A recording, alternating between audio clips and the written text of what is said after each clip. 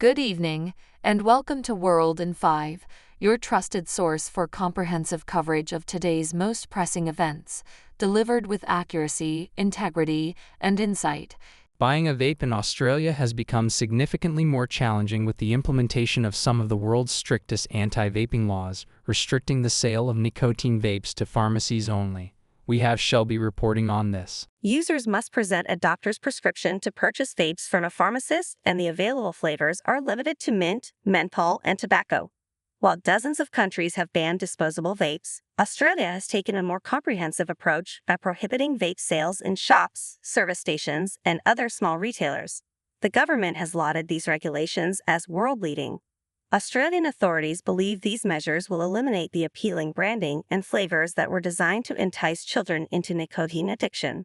Health Minister Mark Butler emphasized the significance of this legislative action, stating, "It's not often that the Parliament gets the opportunity to do something really meaningful and lasting for the health of young Australians." However, a political compromise was reached to pass the law, which will ease restrictions in October. At that time, only individuals under 18 will need a prescription to purchase vapes. Back to you, John. Thanks for that update. The U.S. Justice Department is close to finalizing an agreement with Boeing that involves the company pleading guilty to criminal charges, paying a fine, and accepting a corporate monitor, according to lawyers representing the families of victims from two deadly 737 MAX crashes. These lawyers have criticized the deal as a sweetheart deal. We have Anthony reporting on this. This development follows a series of safety failures at Boeing, which have led to multiple federal investigations and significant criticism from airlines, customers, lawmakers, and regulators.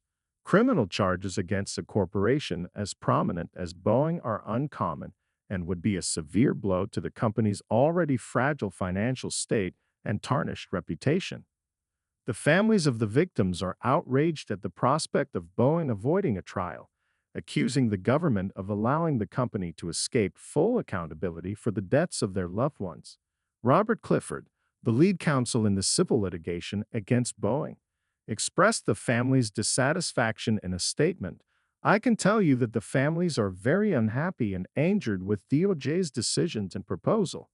There is no accountability, no admission that Boeing's admitted crime caused the 346 deaths, and the families will most certainly object before Judge Reed O'Connor and ask that he reject the plea if Boeing accepts." Back to you, Bella. Thanks for that update. Tractor Supply Company has decided to eliminate its diversity, equity, and inclusion (DEI) initiatives in response to conservative backlash from some customers. We have Jensen reporting on this. The retail chain, known as the country's largest rural lifestyle retailer, announced in a news that it will no longer sponsor activities such as pride festivals and voting campaigns. Additionally, the company will be cutting DEI roles and discontinuing its DEI goals, although it emphasized the importance of maintaining a respectful environment. "We have heard from customers that we have disappointed them," the company stated. "We have taken this feedback to heart." This decision follows criticism from right-wing commentator Robbie Starbuck, who attacked the company's LGBT inclusive stance and DEI hiring initiatives in a series of posts on X, formerly Twitter. Starbuck, who ran an unsuccessful campaign for Tennessee's 5th Congressional District in 2022, called for a boycott of Tractor Supply and urged customers to contact the company's corporate leadership. Following the policy change, Starbuck celebrated the move on X, describing it as a massive victory and the single biggest boycott win of our lifetime. Back to you, John. Thanks for that update. Companies are increasingly favoring part-time employees. According to a recent analysis of millions of job postings on Indeed, demand for full-time workers remained flat from January 2022 to May 2023. In contrast, advertisements for part-time positions rose by about 10% during the same period. These postings surged in 2022 and have stayed at high levels since then, even though full-time jobs remain the most common type of work on Indeed. We have Alana reporting on this. Hiring trends mirror this shift. Part-time employment grew by 8.9% from January 2022 to May 2023, while full-time employment increased by only 1.5%, according to Labor Department data.